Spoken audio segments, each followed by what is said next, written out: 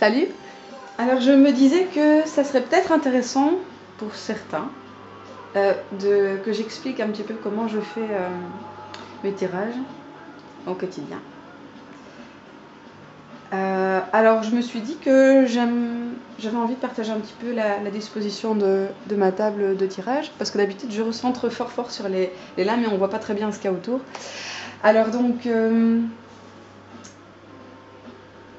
quand je fais un tirage qui est qui n'est pas mon tirage quotidien, mon tirage du jour, je le réalise tous les matins et je le fais sur ma table de salon, quoi. En même temps que je bois mon thé, je fais mon petit tirage et j'utilise pas à cette disposition les pierres, les bougies, l'encens, etc. Tout ça n'est pas nécessaire, c'est un peu... c'est pas indispensable. J'aime le faire quand j'aime prendre le temps vraiment de faire un tirage, plus qu'un tirage à la va-vite comme mon tirage du jour. Donc voilà, donc par exemple, ici j'ai certaines pierres que j'aime choisir parmi les pierres que j'ai. En ce moment, j'aime bien travailler avec le quartz rose, la labradorite, la Tiffany stone et l'améthyste. Et puis bon, j'utilise des pierres différentes en fonction de mon inspiration. J'aime bien allumer des bougies, j'aime bien allumer de l'encens. C'est madame concentrée. Au niveau des énergies, j'aime bien avoir un petit peu les éléments présents avec moi. C'est pour ça que j'aime bien boire mon thé. Bon, c'est vrai que je bois du thé à longueur de journée, en même temps. Donc en général, j'ai toujours une tasse de thé avec moi quand je fais un tirage. Donc j'ai les pierres pour représenter la terre, j'ai les bougies pour représenter le feu, et l'encens pour représenter l'air. Alors j'ai toujours mon petit carnet, ici, où je note mes tirages. Je fais le tirage en plein milieu de la table et j'ai ici mon carnet sur lequel je note les modèles de tirage que j'utilise quand je fais mes tirages. Et en général, quand j'apprends à connaître un jeu, j'aime bien utiliser aussi le livret. Donc en fait, ce que je fais, c'est que j'interprète la lame, moi, en fonction de mon intuition. J'écoute mon intuition, je regarde l'image, j'écoute ce que mon intuition va me dire. Et puis ensuite, donc je note. Et ensuite, je vais voir dans le livre et je vois si le livre a quelque chose d'autre à me dire. Et alors, je complète mes notes et je complète mon interprétation ainsi, quoi. J'utilise le livre, mais seulement à la fin, en dernier recours. Parfois, je l'utilise même pas du tout, même quand j'apprends à connaître un jeu. Alors, quand je connais le jeu, évidemment, j'utilise plus du tout le livre. Voilà. Pour la disposition de ma table. Alors, je vais recentrer un petit peu l'image. Voilà. Ok. Alors, comment je tire les cartes? Je vais utiliser pour ça le jeu que j'utilise en ce moment, qui est le Victorian Flower Oracle. Je vais un peu ranger, hop, pour avoir plus de place. Ok. Alors, il existe plein de méthodes pour tirer les lames, pour tirer les cartes. Il y a des vidéos que vous pouvez trouver sur YouTube qui vous les montrent. Moi, je vais vous montrer ma méthode, qui n'est pas la méthode que j'utilise depuis toujours, qui est une méthode, ma méthode a évolué, j'en ai utilisé plusieurs, et puis au fil du temps, j'en suis arrivée à celle-ci, qui est vraiment celle qui me correspond. Évidemment, je sais très bien aussi qu'elle peut très bien évoluer, que dans quelques mois, quelques années, elle ne sera plus la même. C'est ma méthode en ce moment. Alors,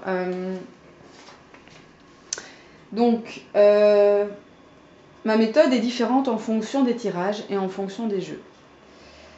Alors, par exemple, quand je tire un tirage en 3 lames, comme mon tirage quotidien, ou comme n'importe quel autre tirage en 3 lames, j'aime mélanger les lames. Donc moi, je les bats comme ceci.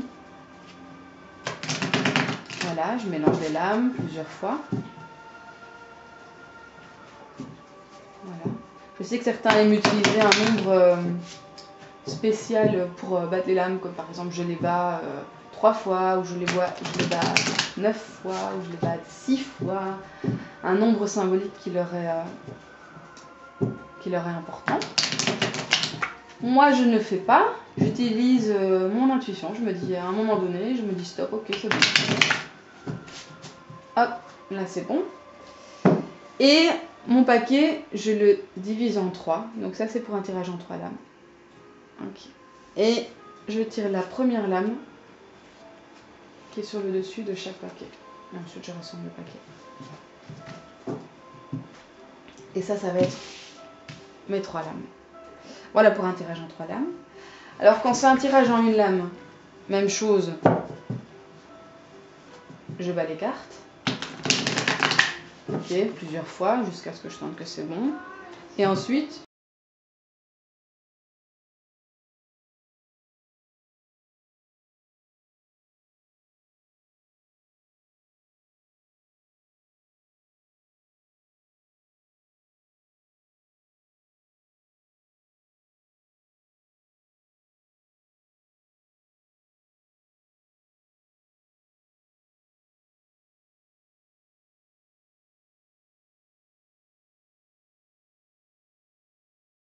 j'ai plus de 3 lames. Alors ce que je fais, c'est que je bats les lames, comme toujours.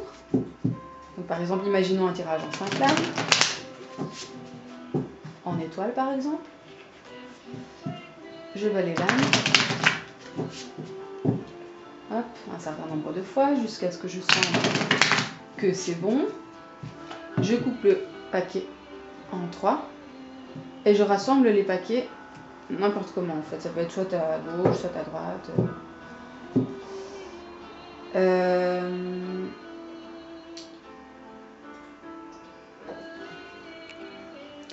Et je sais plus ce que j'ai eu. Un blanc. Donc je rassemble les lames en un paquet et ensuite, en partant du dessus, je tire les lames. Première position, deuxième position, troisième position, quatrième et cinquième. Voilà, par exemple. Un tirage en croix. Voilà, donc je les tire en partant du dessus du paquet. Voilà, donc ça c'est comme ça que je fais pour un tirage qui fait plus de 3 lames. Alors je sais qu'il y en a qui étalent les lames comme ceci et qui tirent après, ils attendent, ils ferment les yeux, ils attendent d'avoir des petits fourmillements dans les mains. Pour être honnête avec vous, c'est la méthode que j'utilisais au tout début. Et puis après je me suis dit, bon sang, ça prend un temps dingue pour tirer rien qu'une lame, j'attends que j'ai des fourmillements, j'attends. Bon, ça ne me convenait pas, ça prenait trop de temps pour une lame. Et en plus, d'un point de vue pratique, le fait d'étaler comme ça les lames je sais pas comment on appelle ça, en éventail, du coup, on ne sait pas mettre les lames, les disposer selon le tirage. Donc, ou alors on est vraiment obligé d'avoir une table énorme et de se lever pour pouvoir disposer les lames plus loin. Ou alors, ce que je faisais, c'était hyper compliqué, quand j'étais beaucoup plus jeune, c'est que je tirais les lames, genre par exemple celle-ci en premier, hop, celle-ci en deuxième, celle-ci en quatrième, et je les réunissais en un paquet, celle-ci en quatrième et celle-ci en cinquième, ok, hop là. Et là j'avais mon paquet, hop, j'enlevais l'éventail, je reprenais mon petit paquet, et ça c'était la 5e position, donc je retournais, hop, première position, deuxième position, troisième position, quatrième position et 5e position. Voilà, mais actuellement, je me suis vraiment vite rendu compte que ça ne me convenait pas du tout comme méthode. Alors oui, il y a des gens à qui ça convient, c'est super, chacun sa méthode et chacun fait ce qui lui convient le mieux. Voilà, donc moi je préfère les battre comme je vous ai montré et les prendre sur le dessus, c'est beaucoup plus simple pour moi. Pour mélanger les cartes, je sais aussi qu'il y en a beaucoup qui les mélangent comme ceci. Ça aussi c'est une méthode que j'utilisais il y a quelques années. Et puis en fait, là aussi, je me suis rapidement rendu compte que ça ne me convenait pas parce que il faut vraiment avoir une grande table pour pouvoir mélanger les cartes comme ça. Et on n'a pas toujours accès à une grande table. Donc quand on a une table beaucoup plus petite, les lames tombent de la table et bon, c'est le bazar. Alors, l'avantage de cette méthode-ci, en mélangeant les lames comme ça, c'est que quand on tire les lames renversées, forcément tout est mélangé en fouillis et on a facilement accès aux lames renversées, quoi. Alors, c'est un désavantage pour les personnes qui n'utilisent pas les lames renversées, qui ne lisent pas les lames renversées. Donc moi qui lis les lames renversées, pas dans toutes les situations, pas avec tous les jeux, mais quand je lis les lames renversées avec certains tarots, alors ce que je fais, puisque moi je ne mélange pas les cartes comme ça, c'est que je prends la moitié du paquet, je le renverse, je ne sais pas si on voit bien, et je bats. Ok, et là je recommence, je prends la moitié du paquet, hop, je le renverse, et je mélange comme ça. Hop, je montre encore une fois, je prends la moitié du paquet, je le renverse, comme ça les lames sont renversées par rapport au premier paquet, et je le mélange, et ainsi de suite jusqu'à ce que je tombe sur ces deux. Voilà. Qu'est-ce que je voulais dire encore